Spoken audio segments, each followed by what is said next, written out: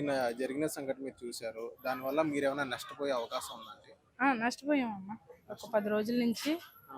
మాకు గిరాకీ లేదు. ఆ! నేను ఈ షాపు రెంట్‌కి నడుపుతున్నాను. ఇప్పుడు నాకు ఇక్కడ ప్లేస్‌లో రెంట్‌కి ఇవ్వకూడదు. కానీ ఏంటంటే ఆవిడ పరిస్థితి బాలేదు. మా షాప్ గల ఆవిడ పరిస్థితి బాలేదు. ఆవిడకి ఒక్కగానొక్క కొడుకు. తను ఊరుపెట్టి చనిపోయాడు. తనకి ఏ ఆధారం లేదు. ఇక్కడ ఉండి చేసుకునే అంత ఓపిక కూడా తనకి లేదు. దానివల్ల ఎవరికైనా రెంట్‌కి ఇచ్చేసి ఆ రెంట్ పైన నేను బతుకుతాను అనేసి అన్నది. అంటే మాకు తెలిసింది. మాకు ఇచ్చిన తర్వాత వాళ్ళ కొడుకు చనిపోయాడు తెలిసింది. తెలిసిన తర్వాత మేమే తీసుకొని రోజుకి 800 రెంట్ నేనే ఇచ్చి ఆవిడకి. ఆవిడ బతుకుతుంది. నేను బతుకుతున్నాను ఈ షాప్ మీద. ఇప్పుడు ఏంటంటే మాకు ఈ గవర్నమెంట్స్ వాళ్ళు ఇచ్చారు నాన్న. 10, 18 సంవత్సరాల్లో యమాలో తెచ్చారంట గవర్నమెంట్. కాంగ్రెస్ పరిపాలనలో ఇందిరమ్మ పరిపాలనలో ఇచ్చారట ఇవి. ఏమంటే బతకమని ఇచ్చారు. ఎంతలో బతకాలో అంతలోనే బతకమని ఇచ్చారు.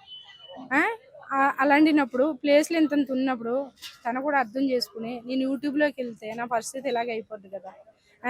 ఇప్పుడు ఈ పబ్లిక్ అంతా నేను కంట్రోల్ చేయలేను కదా, ఎలాగ అనే ఒక ఇది పెట్టుకుని తన వ్యాపారం చేసుకోవాల్సింది నాన్న. కానీ ఏంటంటే తను ఉన్న షాపుల గురించి ఆలోచించలేదు. ఆలోచించకుండా యూట్యూబ్లో చెప్పడమే ఆలోచించుకుంది. అదే ఉంది.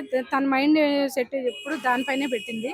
ఎవరో ఇంటర్వ్యూకి వస్తే ఇద్దామా అనేసి ఇది చేసి ఇంటర్వ్యూలే చేసింది. చేసిన దానివల్ల మాకు ఎఫెక్ట్ అయిపోయింది. ఇప్పుడు రేవంత్ రెడ్డి సారు మంచి అయిన కాబట్టి ఈ పరిపాలన వచ్చింది కాబట్టి ఉంచారు.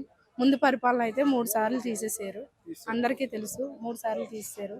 తీసేస్తే సార్ కోవిడ్ వచ్చింది. కోవిడ్లో మేము ఎలా నష్టపోయాం సార్, మేము గరీబోళ్ళం, మాకు మేము ఎలా బతకాలి అలాగే ఎలాగనేసి 15 మంది షాపులు 15 మంది కూడా వాళ్ళ కాళ్ళు వీళ్ళ కాళ్ళు పట్టుకొని కోర్టులంట తిరిగి మళ్ళీ తెచ్చుకున్నారు. తెచ్చుకుంటే ట్రాఫిక్ వాళ్ళు ఏమన్నారంటే అమ్మ మమ్మల్ని ఇబ్బంది పెట్టొద్దు, మీరు ఇబ్బంది పడొద్దు అన్నారు. మున్సిపాలిటీ వాళ్ళు కూడా ఏమన్నారంటే అమ్మ మీరు ఇబ్బంది పడొద్దు, మమ్మల్ని ఇబ్బంది పెట్టొద్దు, మీకు ఎలాగైతే ఇచ్చారో దాని నుంచే నడవండి అని చెప్పారు. చెప్పి అంతా శుభ్రంగా నీట్గా పెట్టుకుని అలా పెట్టుకుని ఇలా పెట్టుకుని అని చెప్పారు. మమ్మల్ని ఇచ్చిన తర్వాత ఎవరు డిస్టర్బ్ చేయలేదు. ఈ యూట్యూబ్ వచ్చిన తర్వాత ఈవిడ వల్ల మొత్తం గల్లీ అంతా ఇదైపోయింది. తనకి గిరాకీ లేదని కదా నాన్న. తను వచ్చి 13 సంవత్సరాలు అయింది. మేము వచ్చి 4 సంవత్సరాలు అయింది. 13 సంవత్సరాలు బట్టి దానికి గిరాకీ ఉంది. టేస్ట్ ఉంటుంది తన దగ్గర, టేస్ట్ ఉంటుంది, మంచితనం ఉంటుంది. అన్నం కడుపు నిండా పెడద్ది. ఎవరైనా పెడతారులే ఈ గల్లీలో. అంటే అడుగుద్ది, 1-2 సార్లు అడుగుద్ది, నాన్న రైస్ పెట్టినా అనేసి. అందరూ కడుపు నిండానే పెడతారు ఎక్కడైనా సరే. 1-2 సార్లు అడుగుద్ది, నాన్న తింటావా అని వేసి అడిగి మరీ పెడద్ది అమ్మలాగా.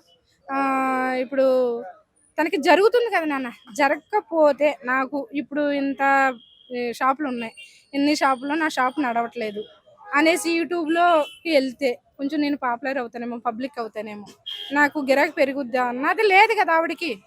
ఎందుకు రావాలి యూట్యూబ్లోకి అని. ఇప్పుడు తను వచ్చి పక్క వాళ్ళు ఎందుకు ఇబ్బంది పెట్టాలా? ఇప్పుడు మనకి ఇచ్చిన ఇంతంత ప్లేస్లు, ఈ ప్లేస్లలో అంతమంది వచ్చి నిలబడుతుంటే నేను ఇక్కడ ఏం గిరాకీ చేసుకోను, నేను రోజుకి 800 ఎలా కట్టను, నా బాధ కూడా అలా అర్థం చేసుకోవాలి కదా. ఫస్టే ఆవిడకి యూట్యూబ్ వాళ్ళు రాకముందే ఖాళీ ఉండేది కాదు. ఫస్టే ఏదో ఇంకలాగా ఎందుకు షాపులు అందరం ఒకలాగా ఉండాలి, దెబ్బలాడుకోకూడదని అలా సర్దుకుండేవాడు. వాళ్ళు ఈ పక్కన ఉండేవారు, ఎక్కడ ఉండేవారు, ఆవిడది ఇది ప్లేసు, మాది అది. వీళ్ళు రోజు దెబ్బలాడేసుకుంటేవారు. ఈ షాప్ గాలోళ్ళు ఈవిడిని రోజు కొట్లాటే. పక్క షాప్ వాళ్ళు రోజు దెబ్బలాడేసుకుంటేవారు.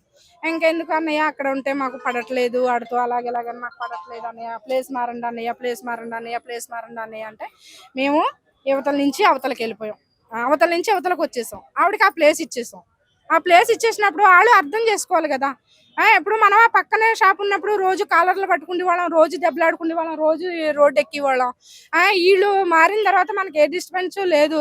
వాళ్ళకి జరిగే గిరాక వాళ్ళకి జరగాల, నాకు జరిగే గిరాక నాకు జరగాల, ఆవిడ బతకాలా నేను బతకాలా అనేది ఒకటి ఆలోచించుకుని నా మీద కొంచెం దృష్టి పెట్టి ఆవిడ మసులుకోవాలి కదా నాన్న. ఇంత ప్లేస్లో మీరే చెప్పండి. ఇప్పుడు ఇదే యూట్యూబ్ ఒక రోజుకు 10 కెమెరాలు వస్తున్నాయి. 10 కెమెరాల నుంచి ఇక్కడ నుంచి అక్కడికి అలాగా ఒక అరెకరం మేళ సరిపోయిన కాడికి సరిపెట్టుకోవాలి కదా. ఇప్పుడు లేకపోతే బాధ తనకి. ఎప్పుడు ఇంకా ఈ యూట్యూబ్ రాకముందే బోల్డ్ రైస్ ఉండేవారు. వాళ్ళ ఆడబడుచు కొడుకు మాంగారు అందరూ కష్టపడేవారు. ఇక్కడే స్టవ్ పెట్టి రైస్ ఉండేది. అక్కడ తెచ్చిన రైస్ అయిపోయి మళ్ళీ రైస్ 50 కిలోల రైస్ డైలీ తెచ్చి ఇక్కడ స్టవ్ పెట్టి ఉండేవారు. ఆవిడ పెడతుంటే వాళ్ళ వెనకాల వండి ఆవిడకి అందించేవారు రైస్. అంత గిరాకు ఉండేది ఆవిడకి, ఎప్పుడు కూడా అంత గిరాకు ఉండేది. ఇప్పుడు అప్పుడే కాదు, ఆవిడ పెట్టిన కానించి, ఆవిడ టేస్ట్ చూసిన కానించి కూడా ఎవరు కూడా మానలేదు. ఒక 5 సంవత్సరాలు, 6 సంవత్సరాలు, 15 సంవత్సరాలు కస్టమర్లు కూడా ఉన్నారు ఆవిడ దగ్గర, ఆవిడ టేస్ట్ చూసి మానలేనోడు. ఏంటి నాన్న, ఇప్పుడు కారు వస్తుంది, కారు ఆగుతుంది, 120 రూపాయలు ఎట్టి ఇక్కడ వచ్చి చికెన్ రైస్ తింటున్నాడు, అక్కడ 1200 ఫోటో కొడుతున్నారు. ఏంటమ్మా, బైక్ వాళ్ళు వస్తున్నారు, ఒక 80 రూపాయలు ఎట్టి మామూలు రైస్ తింటున్నారు, అక్కడ ఒక 120 రూపాయలు, 130 రూపాయలు అది కడుతున్నారు. ఏంటి సుఖమే ఉంది ఇందులో చెప్పు? నీకు ఎప్పుడూ గిరాకీ ఎప్పుడూ జరుగుతుంది కాబట్టి దాన్ని అలా జరుపుకోవాలి. ఎందుకంటే ఇది మన సొంత ప్లేస్ కాదు, మన ఇష్టం వచ్చినట్టు పెట్టుకోవడానికి. ఏదో గవర్నమెంట్ బతకమని చిన్న చిన్న ప్లేసులు ఇచ్చింది, గరీబ్ వాళ్ళు బతకమని ఇడిచిపెట్టింది. ఆ ఇడిచిపెట్టిన ప్లేస్లో మనం ఎంతవరకు బతకాలి అంతవరకే బతకాలి. ఏంటి నాన్న, నీకన్నా బాధలో కష్టాలు ఉన్న వాళ్ళు ఎంతో మంది ఉన్నారు ఈ గల్లీలో, కానీ ఏంటంటే ఎంతవరకు బతకాలి అంతవరకే బతుకుతున్నారు. అది కూడా తెలుసుకోవాలి కదా. ఇప్పుడు ఆవిడ ఎఫెక్ట్ నా షాపుకు పడ్డది, నాకు డబ్బులు ఇస్తున్నానని అంటే యూట్యూబ్ వాళ్ళు అందరితో చెప్పిందంట. తన గిరాకీ దెబ్బ అయింది కదా, దానికి డబ్బులు ఇస్తాం, మరి తన పరిస్థితి ఏంటంటే తన డబ్బులు తనకి ఇచ్చేస్తున్నాను అన్నదంట. నాకేం డబ్బులు ఇచ్చింది? కనీసం మా ఆయన భోజనం చేసినా కూడా నేను 100 రూపాయలు ఇచ్చేస్తాను ఆవిడ ముఖం మీద. అడగండి వచ్చిన తర్వాత, రేపు వచ్చిన తర్వాత కూడా అడగండి. నేను వెజ్ తిన్నా, వెజ్ తగ్గట్టు అయితే నాన్ వెజ్ తింటే నాన్ వెజ్ తగ్గట్టు నేను ఇచ్చేస్తాను. నేను ఎక్కువ నాన్ వెజ్ తింటే మనకి ఎప్పుడు డబ్బులు అప్పుడే ఇచ్చేస్తాను. మేము రైస్ ఇంటి దగ్గర నుంచి చేసుకుని తెచ్చుకుంటాం, ఖాళీ కర్రీస్ తీసుకుంటానంటే కావాలంటే. ఆ కర్రీ కూడా నేను డబ్బులు ఇచ్చే తీసుకుంటాను. వాళ్ళ అబ్బాయిని అడగండి, వాళ్ళ ఆవిడని అడగండి, వాళ్ళ ఆయన్ని అడగండి, ఎవరినంటే ఆ పని వాళ్ళని అడగండి, వాళ్ళ పని వాళ్ళని కూడా అడగండి కనీసం. ఏంటమ్మా, నాకు ఈ పబ్లిక్ వల్ల నాకు ఇబ్బంది అవుతుందని నాకు ఆవిడ డబ్బులు ఇవ్వడం ఏంటి అసలు? అవి ఏం మాటలు, అవి ఏమన్నా మాటలు అసలు? ఈ మాటలు మొత్తం పబ్లిక్కి నచ్చినాయా? యూట్యూబ్ వాళ్ళకి నచ్చిందా ఈ మాటలు? ఏంటన్నా?